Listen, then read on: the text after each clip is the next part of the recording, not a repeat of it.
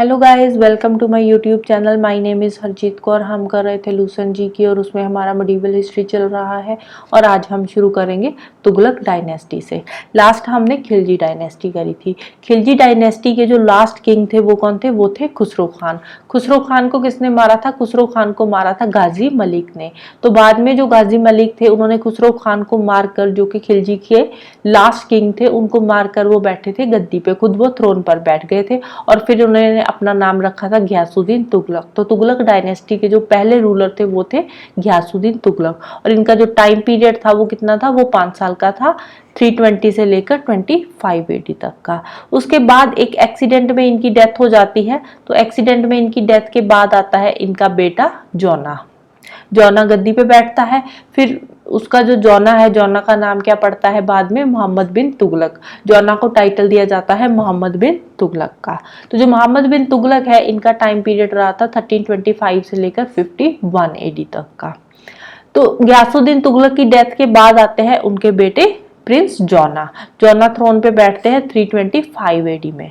इन्होंने बहुत सारे एडमिनिस्ट्रेटिव रिफॉर्म्स किए थे बट कोई भी इनका काम सक्सेसफुल नहीं रहा था। जितने भी इन्होंने काम किए सारे के सारे अनसक्सेसफुल रहे थे। इन्होंने 5 एम्बिशियस प्रोजेक्ट्स करे थे जो कि बहुत ही डिबेटेबल रहे हैं हिस्ट्री में। पूरी जो एंशियंट हिस्ट्री है उसमें इनके सारे के सारे प्रोजेक्ट्स ही डिबेटेबल रहे हैं। कोई भी इनका जो काम था वो सक्सेसफुल नहीं हुआ था। तो देखते हैं एक एक करके इन्होंने कौन कौन से प्रोजेक्ट्स शुरू किए थे और उनमें क्या क्या हुआ था। सबसे पहले आते हैं टैक्सेशन इन द द्वाब।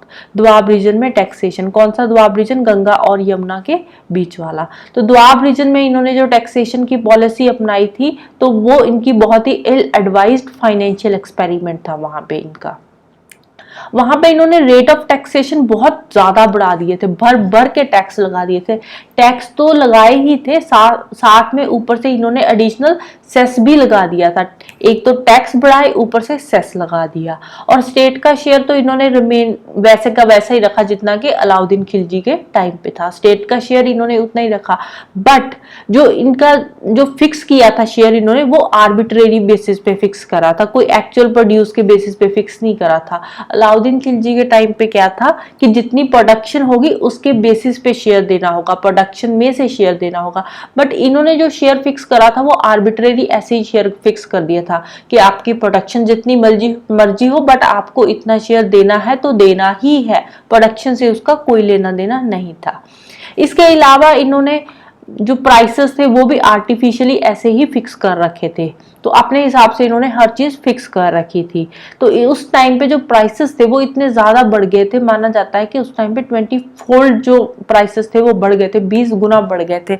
और इसके साथ ऊपर से ये हाउस टैक्स भी लेते थे और पास्चर टैक्स भी लेते थे। अब हाउस टैक्स तो लेते ही थे, साथ में पास्चर टैक्स भी लोगों को देना पड़ता था। जहां पे वो गाय भैंस चराते थे उसको बोलते हैं पास्चर लैंड, तो उसका भी उनको टैक्स देना पड़ता था। फिर इन्होंने एक नया डिपार्टमेंट बनाया था, डिपार्टमेंट ऑफ एग्रीकल्चर, जिसका नाम रखा था दीवाने कोही। तो इसका मेन ऑब्जेक्टिव क्या था इस डिपार्टमेंट का? इस डिपार्टमेंट का मेन ऑब्जेक्टिव था कि ज्यादा से ज्यादा जो लैंड है उसको कल्टीवेशन के अंडर लेकर आना, उस पर ज्यादा से ज्यादा लैंड पे कल्टीवेशन करना। फिर सेकंड जो इनका प्रोजेक्ट है वो आता है ट्रांसफर ऑफ कैपिटल। 1327 में इन्होंने करा था।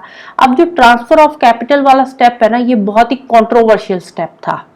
अब इसमें हुआ क्या था? इसमें जो मोहम्मद बिन तुगलक थे उनको लगा कि अगर मैं दिल्ली में बैठूंगा तो मैं साउथ पे कब्जा नहीं कर पाऊंगा, साउथ पे मैं राज नहीं कर पाऊंगा, साउथ को देख नहीं पाऊंगा। तो उन्होंने सोचा कि क्यों ना मैं अपनी कैपिटल दिल्ली से शिफ्ट करके साउथ में देवागिरी में ले जाऊं। तो उन्होंने क्या किया, उन्होंने अपना सामान बांधा और अब पूरी अपने जो उनकी प्रजा थी उनको साथ लेकर दिल्ली से चल पड़े देवागिरी में। अब उस टाइम पे आने जाने का तो कुछ होता नहीं था, ऐसे पैदल चलते थे या कुछ घोड़ों पे हो गए, हाथियों पे हो गए, या बाकी के जो बाकी लोग आम जनता जो कॉमन मैन होते थे वो पैदल चलते थे। तो दिल्ली से ये पैदल चल पड़े देवागिरी में। ठीक है, अब काफी महीनों के बाद जब वो देवागिरी में पहुंचे तब तक इनके काफी लोग मर भी चुके थे रास्ते में, भूख प्यास से मर गए या कोई भी रीजन हो सकता है, तो रास्ते में मर गए। तो फाइनली ये देवागिरी में पहुंच गए। अब उनको लगा कि वहां जाकर हम साउथ इंडिया में भी अपना टर्किश रूल एक्सपैंड कर पाएंगे, बट ऐसा नहीं हुआ। वहां जाकर उनको लगा कि अगर हम यहाँ से रूल करेंगे तो हम यहाँ पे साउथ पे रूल कर पाएंगे, तो हम नॉर्थ पे रूल ही नहीं कर पाएंगे। तो फिर इन्होंने क्या किया, वहां से ये वापस आ गए नॉर्थ की तरफ। पहले तो साउथ में गए, फिर उन्होंने वहां पे फिर से सामान बांधा, पूरे जो जितने भी लोग लेकर गए थे उनको फिर वापस लेकर नॉर्थ की तरफ आ गए, दिल्ली की तरफ वापस। तो वापसी पे फिर वैसा ही हुआ, आधे लोग बेचारे रास्ते में मुड़ गए भूखे प्यासे, तो आधे वापस पहुंचे। तो ये जो इनका स्टेप था ना, ये सबसे बड़ा पागलपन था इनका। तो अब बाद में इन्होंने जो देवागिरी था, देवागिरी का नाम बदल कर रख दिया था दौलताबाद। तो अब हुआ क्या था, अब इन्होंने पहले गए नॉर्थ से साउथ की तरफ, फिर वापस साउथ के से नॉर्थ की तरफ आ गए। तो फाइनली टोटल अगर हम बात करें तो इन कंक्लूजन क्या निकलता है, इसका कंक्लूजन ये निकलता है कि कहीं पे भी इनको कोई भी सक्सेसफुल नहीं हो पाए, ना तो ये नॉर्थ में सक्सेसफुल हो पाए और ना ही साउथ में सक्सेसफुल हो पाए। फिर थर्ड जो इनका स्टेप आता है, थर्ड जो इन्होंने काम किया था वो किया था इंट्रोडक्शन ऑफ टोकन करेंसी। अब मोहम्मद बिन तुगलक ने डिसाइड कर किया कि मैं इंट्रोड्यूस करूंगा ब्रॉन्ज कॉइन्स, जिनकी जो वैल्यू है वो सिल्वर कॉइन्स जितनी ही होगी। ठीक है, ब्रॉन्ज कॉइन्स, ब्रॉन्ज मेटल है, सिल्वर मेटल है। सिल्वर जो मेटल है थोड़ी महंगी है, जो ब्रॉन्ज है वो थोड़ा सस्ता होता है। तो इन्होंने बोला कि मैं ब्रॉन्ज के कॉइन्स शुरू करूंगा और उनकी जो वैल्यू सिल्वर कॉइन्स जितनी ही रखूंगा। बट हुआ क्या उस टाइम पे, अगर चलो बाद में बात करते हैं।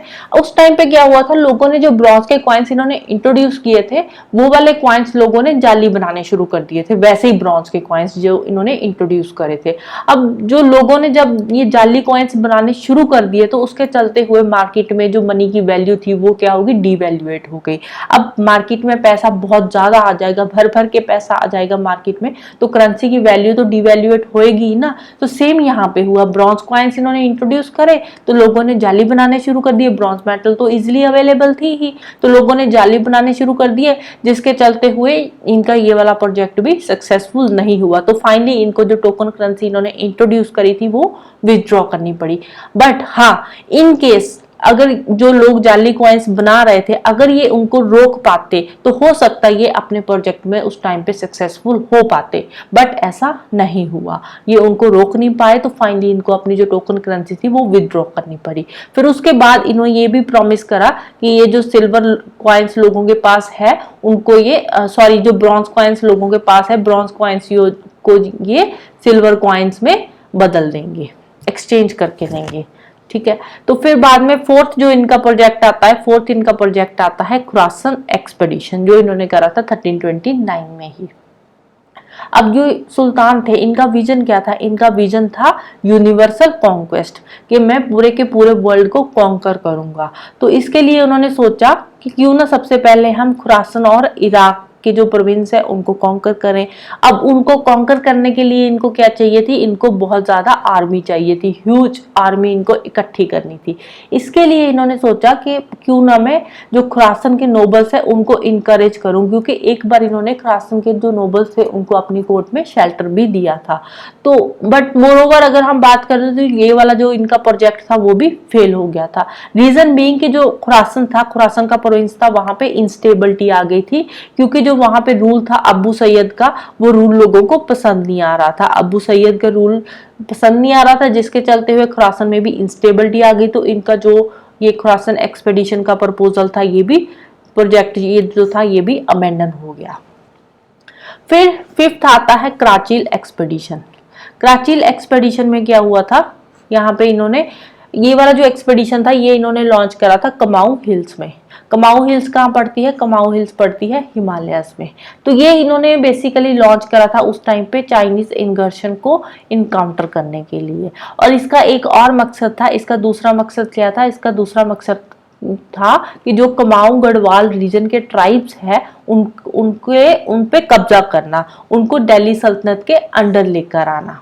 बट ये वाला प्रोजेक्ट भी इनका फेल हो गया था। कैसे फेल हुआ था, इन्होंने पहले अटैक करा, जो फर्स्ट अटैक करा था वो तो इनका सक्सेसफुल हो गया था, बट बाद में क्या हो गया, रेनी सीजन आ गया। रेनी सीजन के चलते हुए जो इन्वेडर्स थे उनको बहुत ही भयंकर तरीके से सफर करना पड़ा, तो जिसके चलते हुए उसके बाद ये सक्सेसफुल नहीं हो पाए, कुमाऊं गढ़वाल का जो रीजन था उनको दिल्ली सल्तनत में ऐड नहीं कर पाए। तो फाइनली जो कराची एक्सपेडिशन था वो भी इनका फेल हो गया।